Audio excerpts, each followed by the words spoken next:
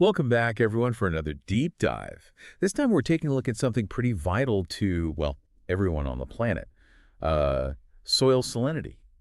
We'll be looking at a paper titled Global Mapping of Soil Salinity Change to get to the bottom of how salt in soil is affecting agriculture on like a global scale. Should be interesting. Yeah, it's a definitely a hot topic right now. This paper does a great job of kind of laying out the big challenges that researchers are facing and how, they're using new technologies to get a clearer picture of just how big of a problem this is. Okay, cool. So before we get too deep into the specifics, maybe we could just start with the basics. What exactly is soil salinity? I know it has to do with, well, salt, obviously, but like, how does it actually mess with plants? It's basically like this. When there's too much salt in the soil, it really throws things off balance for the plants. Like they can't absorb water and nutrients properly. It's almost like they're being dehydrated. Like imagine trying to drink salt water, it's not going to quench your thirst. And in really bad cases, that high salinity can actually be toxic to the plants, which obviously leads to stunted growth. And eventually you end up with way lower crop yields. Right, so salty soil equals unhappy plants. Mm. Makes sense. But how big of a problem is this really? Are we talking about like a few farms here and there, or is it a more widespread issue? It's a lot bigger than most people realize. This research, along with a bunch of other studies, they're estimating that over 1 billion hectares of land worldwide are affected by this. That's huge, like bigger than the entire US. And here's the thing, that number is going up. Steady increase, which is, obviously a major threat to global food security. Not good. Yeah, that's a lot of land. Mm. So figuring out exactly where all that salty soil is can't be easy. You're telling me. Traditional soil sampling is super time-consuming and expensive, and you only get like a snapshot in time. Soil salinity can change so quickly, especially after it rains or you irrigate, so those traditional methods, they miss a lot of important details. So how are scientists keeping track of all these changes on a global scale then? That's where remote sensing comes in. Using satellites and, advanced imaging techniques, researchers can actually monitor these huge areas of land and see how soil salinity changes over time. It's basically like having a bird's eye view of the Earth's salt levels. That's super cool. But how can they actually see the salt from space? Are they like looking for giant salt crystals or something? Uh-huh, no, not quite. One of the main technologies they're using is called thermal infrared imagery, which works because, get this, plants that are stressed out from salt, they actually get hotter than healthy plants. So satellites can pick up on these subtle temperature differences, which gives them clues about where the salty soil is. Whoa, so stress plants basically get a fever, and we can see that fever from space. Mhm. That's pretty wild. I'm guessing analyzing all that satellite data for the entire planet must have its own challenges, though, Oh right? yeah, for sure. In the study, they're really trying to tackle those challenges head on. They've combined all this thermal imaging data with other maps of soil properties like sand content, pH, organic carbon content, you name it. And they're basically feeding all this information into this really powerful machine learning algorithm called random forest, which helps them analyze all that data and create much more accurate maps of soil salinity. Sounds like they're pulling out all the stops to get the best data possible. But before we dive into the results, I'm curious about those existing soil databases that you mentioned earlier. What makes them, kind of less reliable? The biggest issue is that a lot of them are based on really outdated information, like the Harmonized World Soil Database, or HWSD. A lot of its data comes from a soil map that was made back in the 1970s. And considering how much and how quickly soil salinity can change, using data that's decades old just doesn't cut it. Whoa, that's a huge gap. What other problems do those outdated databases create? Well, they just don't have the detail needed to really get an accurate picture of soil salinity. Like imagine trying to understand traffic patterns in a city, but you only have data points every 100 miles, right? You'd miss so much crucial information. It's the same with soil salinity. These databases often assign a single salinity value to a huge area, but they're ignoring all the variation within those But areas. it's like trying to paint a detailed picture with like a giant paint roller. You might get the general idea, but you miss all the details. Exactly. And those details really matter, especially if we're going to try and manage this growing problem. So this study really highlights the need for more precise, up-to-date data, which is exactly what they're trying to do. Okay, so we've set the stage here. We've talked about the problems with the old ways of doing things, and we've seen how this research is kind of pushing the limits with soil salinity mapping. I'm definitely interested to see what they found. What did they discover about the current state of soil salinity around the world? Well, their research, using all those fancy techniques we talked about, has actually produced some pretty incredible results. They've created global maps spanning several years, 1986, 2000, 2002, 2005, 2009, and 2016. So we can really see how soil salinity has been changing over time. And as they detail in Table 2, the total area affected by salinity globally has gone up by quite a bit, with certain regions seeing some dramatic shifts. But before we get into specifics, I think it would be helpful to look at how they actually went about analyzing all that data. Sounds like a perfect place to pick up in part two. Yeah, it's pretty amazing how they took all this data and turned it into something that actually makes sense. All right, so walk me through it. How do they actually make sense of all that information? Well, they use this really clever approach to kind of categorize the soil salinity levels based on electrical conductivity. It's measured in decicemens per meter. You might have seen it written as DSM in the study. Okay, yeah, I think I saw that. Yeah. Right. So basically, they group the soil into 5 different classes. You've got your non-saline, slightly saline, moderately saline, highly saline, and extremely saline. So it's not just like, is it salty or not? It's about understanding how salty it is. Exactly. And by looking at the data this way, they were able to create these super detailed global maps that show you where each of these salinity classes is. For all those different years, it's all laid out in Figure 2. You can literally see how the areas affected by each salinity class changed over time. Pretty cool stuff. So what kind of changes are we talking about here? Well, Table 2 kind of lays it all out there. It shows that the total area of salt-affected land has increased a lot between 1986 and 2016. Like, the area classified as slightly saline has grown by a massive 33%, and moderately saline areas have gone up by a little over 6%. But here's the kicker. The area that's considered non-saline actually decreased by about 3%. Well, and so it's not just that the already salty areas are getting worse. It's like areas that were fine before are now becoming salinized. Yeah, that's exactly what's happening, and it's a big deal. It shows just how urgent this problem really is if you look at Figure 3, which shows the percentage change in each salinity class. It really hits home just how dramatic these shifts have been in certain parts of the world. So they also went and compared their global maps with those local studies, right?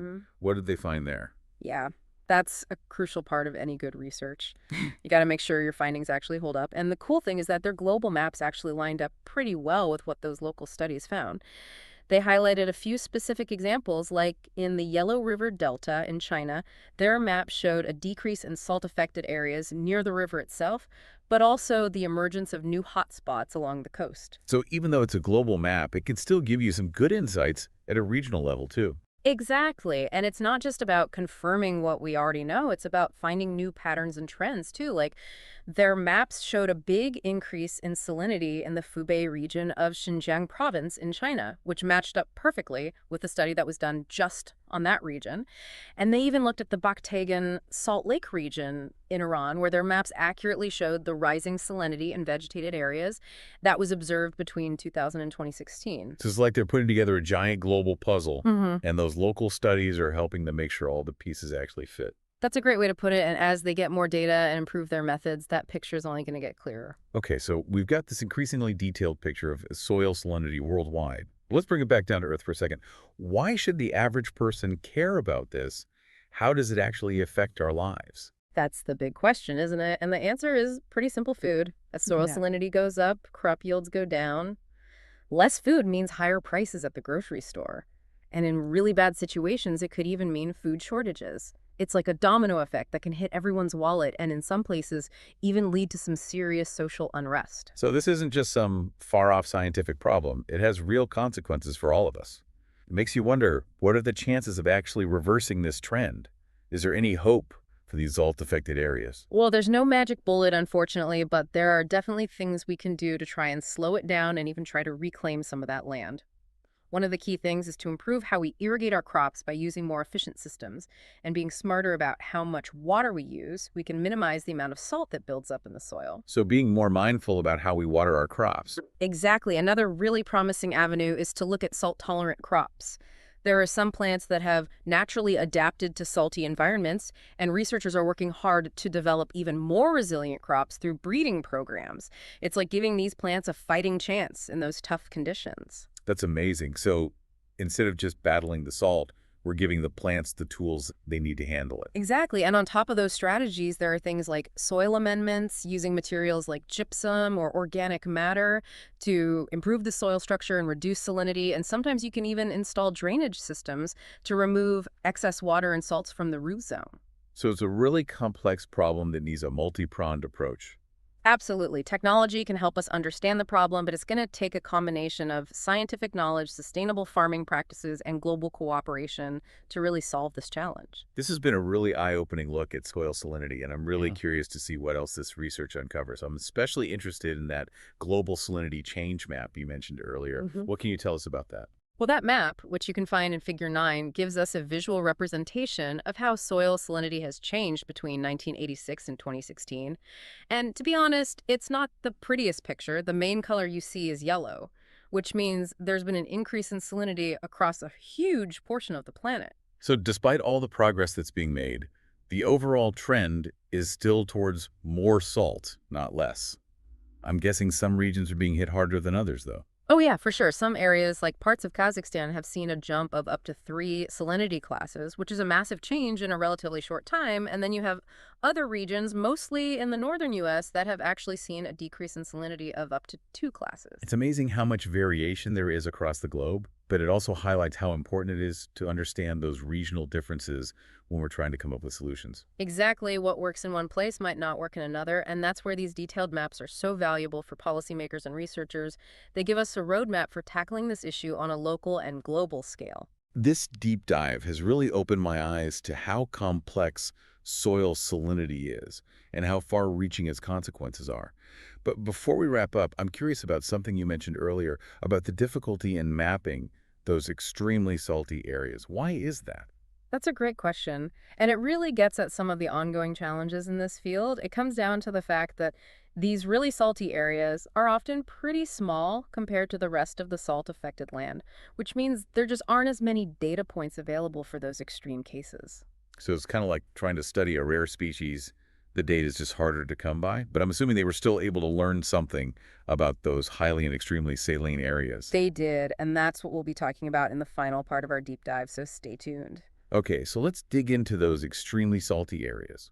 What did the researchers find out? Well, as we touched on earlier, those extremely saline spots, they're kind of like tiny islands, in a big sea of less salty land, so mapping them accurately, that's tricky. Even with all the fancy tech like thermal imaging, telling the difference between highly saline and extremely saline areas, it's not so easy. The temperature differences just aren't as obvious, not like between non-saline and slightly saline soils. So it's not just about finding the salty patches from way up there.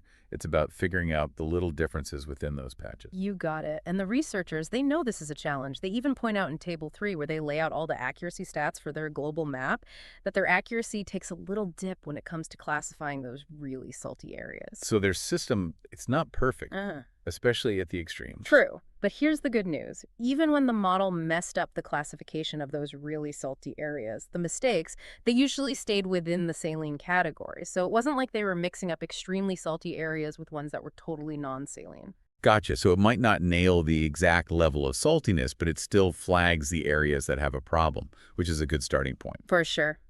And their findings, they actually look even better when you simplify the classification a bit. When they grouped all the saline categories together, basically just saline versus non-saline, their accuracy jumped way up to 89%. Wow, that's a big improvement.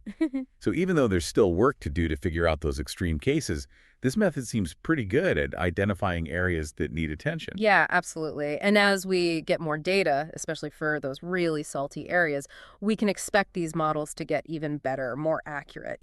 It's really amazing how technology is not only helping us map out these problems, but also showing us just how complex they are. Mhm. Makes me think about something you mentioned before about the cost of dealing with soil salinity. If we can pinpoint the worst areas accurately, wouldn't that help us use our resources more effectively? That's a great point. Focusing resources where they're needed most. Yeah, that's a smart way to go about it. Well, this has been a fascinating journey into the world of soil salinity. We've learned about the science, the challenges, and even some glimmers of hope. What are some of the key takeaways you hope our listeners will remember from today? I think the biggest thing I want people to take away is that soil salinity, it's not just some abstract science thing. It's a real urgent issue that affects everyone around the world. It impacts our food, our economies, and even social stability. Definitely a global problem that needs everyone's attention. Absolutely. And I hope listeners also get a sense of how much amazing work researchers are doing all over the world. They're pushing the limits of science and tech, using tools like remote sensing and machine learning to understand this complex issue and find real solutions. It's a true testament to human ingenuity and how we can overcome even the toughest challenges. And to all our listeners out there, I encourage you to keep learning about this. The research article we discussed today is a great place to start, but there's tons of information online and in your own communities. Keep asking questions, stay curious, and let's all work together to find solutions for a healthier planet. And until our next deep dive, keep exploring the world around you.